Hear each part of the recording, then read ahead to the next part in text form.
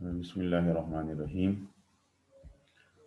Dear student, جیسے کہ آپ کے نالج میں ہوگا کہ ہم ڈسکس کر رہے تھے ارکان اسلام، اور ہم نے نماز کو ڈسکس کیا، اس کے بعد زکوٰۃ کو ڈسکس کیا، اور آج کا لیکچر میں انشاءاللہ ہم روزہ کو ڈسکس کریں گے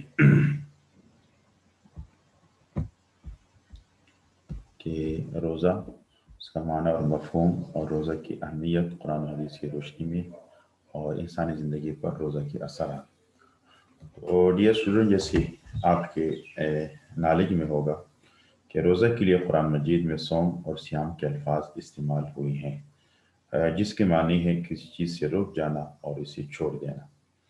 اور جو شخص کسی چیز سے مثلا کھانی پینی بولنے وغیرہ سے روکا رہے تو اسے صائم کہتے ہیں. قرآنی اصطلاح میں روزہ سے مراد، یہ تو اس کی لغوی تحقیق. اب اصطلاحی تعریف کیا ہے؟ اصطلاح میں روزہ کسی کہتے ہیں کہ قرآنی اصطلاح میں روزہ سے مراد صبح صادق سے لے کر غروب آفتاب تک کھانی پینی اور جنسی معاملات سے پرہیز کرنا ہے. تو یہ روزہ کی لغوی تعریف اور روزہ کی اصطلاحی تعریف. صبح صادق سے، جیسا کہ آپ کو پتہ ہے کہ جس وقت جو ہے نا وہ صبح داخل ہوتی ہے اور رات ختم ہو جاتی ہے تو اس کو ہم صبح صادق کہتے ہیں. اور غروب آفتاب کے وقت، تو جس وقت جو ہے نا وہ مغرب کا وقت داخل ہوتا ہے اور دن ختم ہو جاتی ہے تو اس کو غروب کہتے ہیں، غروب آفتاب، یعنی سورج ڈوب جاتا ہے. تو آج کل تو ویسے بھی کیلنڈر وغیرہ ہیں تو ٹائمنگ وغیرہ لکھی ہیں کس ٹائم پہ جو ہے نا روزہ جو ہے نا وہ بند ہوتا ہے اور کس ٹائم پہ روزہ افطار ہوتا ہے. البتہ ہمارے ہاں روزہ میں ایک بہت بڑی غلطی کی جاتی ہے کہ لوگ یہ سمجھتے ہیں کہ شاید روزہ بند کرنے کا تعلق جو ہے وہ جب اذان ختم ہو جائے تو اس وقت تک آپ کھا پی سکتے ہیں. تو ایسی بات نہیں ہے، بلکہ روزے کا تعلق وقت کے داخل ہونے کے ساتھ ہے، اذان کے ساتھ نہیں ہے. بہت سارے لوگ یہ کہتے ہیں کہ نہیں، اذان کے آخر تک آپ کھا سکتی ہیں. تو یہ ایک روزے میں بہت بڑی خطرناک غلطی ہے جو لوگوں سے سرزد ہو جاتی ہے. تو یہ بات آپ ذہن میں رکھیں کہ روزے کا تعلق وقت داخل ہونے کے ساتھ ہے، کہ جیسے وقت ختم ہو جائے تو روزہ وقت ختم ہو جاتا ہے. اور اذان عام طور پر جو دی جاتی ہے وہ وقت داخل ہونے کے بعد دی جاتی ہے. تو اس وجہ سے آپ ایک مہینے کے لیے کوشش کریں کہ وہ جو کیلنڈر ہے، ٹھیک ہے، تو وہ آپ ایک مہینے کے لیے اس کا اہتمام کر لیں کہ کس وقت روزہ بند ہوتا ہے اور کس وقت روزہ بند کہنا اپنا افطار ہوتا ہے.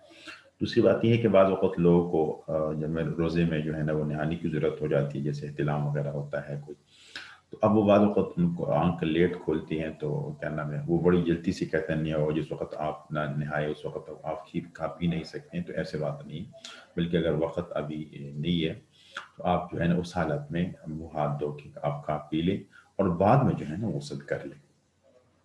تو یہ روزہ گویا کہ ہم درمیان میں ویسے ایک بات آ گئی تو ہم نے روزہ کا معنی اور مفہوم یہ ڈسکس کیا، اور اس کے بعد روزہ کی اہمیت اور فضیلت کی. جیسے کہ آپ کے نالج میں ہے کہ روزہ ارکان اسلام کا یعنی چوتھا رکن ہے، اور عبادات میں نماز زکوٰۃ کے بعد تیسری بڑی اسلامی عبادت ہے. روزہ کی اہمیت کے لیے یہی بات کافی ہے کہ روزہ تمام سابقہ آسمانی مذاہب میں، یعنی جتنے پچھلے جو ہے نا آسمانی مذاہب رہے ہیں ان سب میں جو ہے نا روزہ فرض رہا ہے. جتنی آسمانی مذاہب گزرے ہیں ان سب میں روزہ فرض رہا ہے، اور ہر امت کے نظام عبادت میں اسے ایک لازمی جز کی حیثیت حاصل رہی ہے. روزہ اللہ تعالیٰ کے لیے اس کی بندوں کی طرف سے اطاعت کا علامتی اظہار ہے. بندہ اپنے پروردگار کے حکم پر اس کی رضا اور خوشنودی کے لیے جائز ضروریات کو اپنے اوپر حرام قرار دے کر اپنی اطاعت اور وفا شعاری کا اعلان کرتا ہے کہ اللہ تعالیٰ کے حکم سے بڑی کوئی چیز نہیں. اگر ان کا آقا اور مالک اپنے بندی کے لیے کسی جائز شے کو بھی اس کے لیے ممنوع قرار دیتا ہے تو بندی کی حیثیت سے وہ بے چوں اور چرا اس حکم کے سامنے سر تسلیم خم کر دیتا ہے. قرآن و حدیث میں روزے کی بہت اہمیت بیان فرمائی گئی ہے، اور انشاءاللہ اس سلسلے میں ہم چند آیات اور احادیث ڈسکس کریں گے.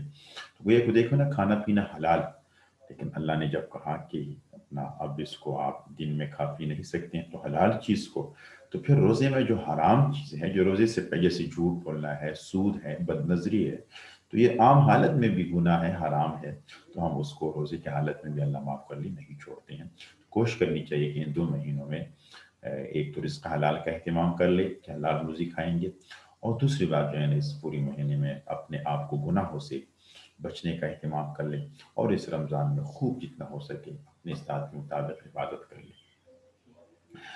فرضیت روزہ کہ روزہ نماز کی طرح ہر عاقل اور بالغ مسلمان پر فرض ہے۔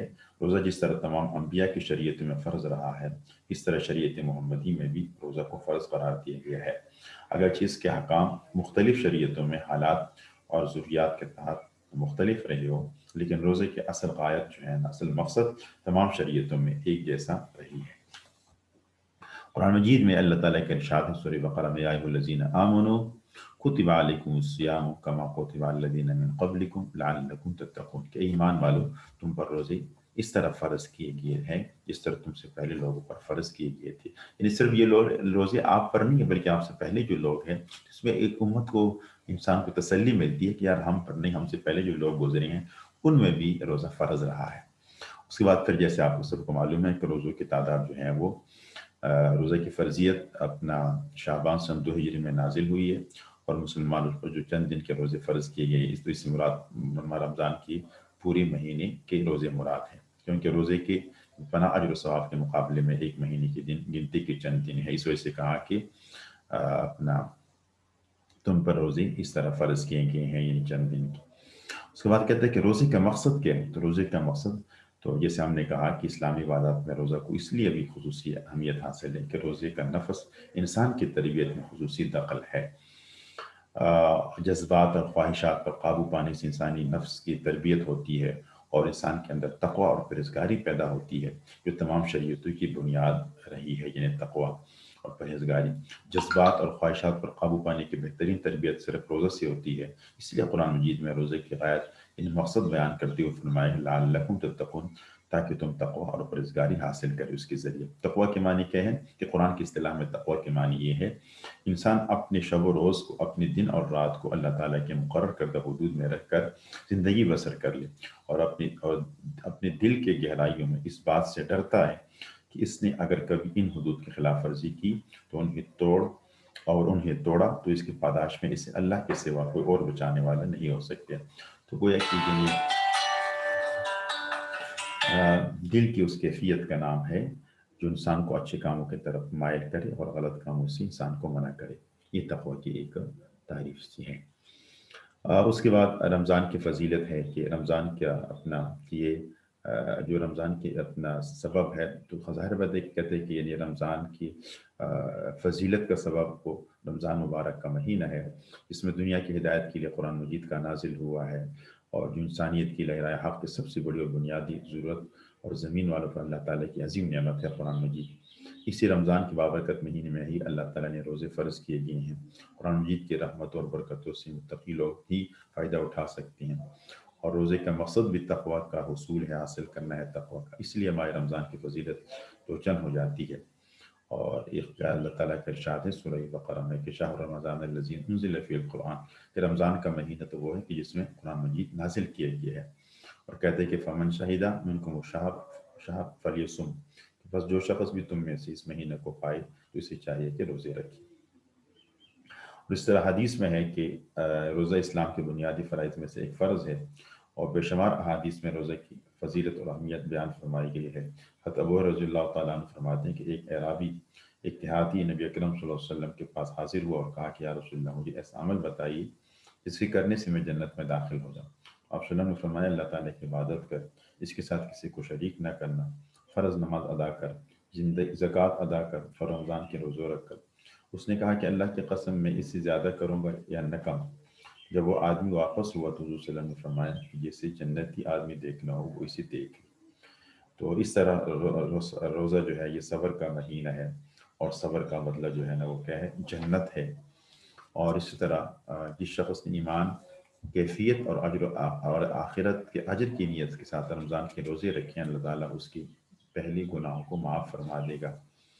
تو اس طرح اور اس کے بے حساب اجر و ثواب ہے، باعث شفاعت ہے۔ حضور صلی اللہ علیہ وسلم نے رمضان کے حوالے سے لوگوں کو خوشخبری دیتے فرمایا کہ جس نے ایمان اور احتساب کے ساتھ رمضان کے روزے رکھے اس کے پچھلے گناہ معاف کر دیے جاتے ہیں۔ تو اس طرح اس کے بہت ساری جو ہے نا وہ فضیلت اور اہمیت قرآن و حدیث میں بیان فرمائی گئی ہے۔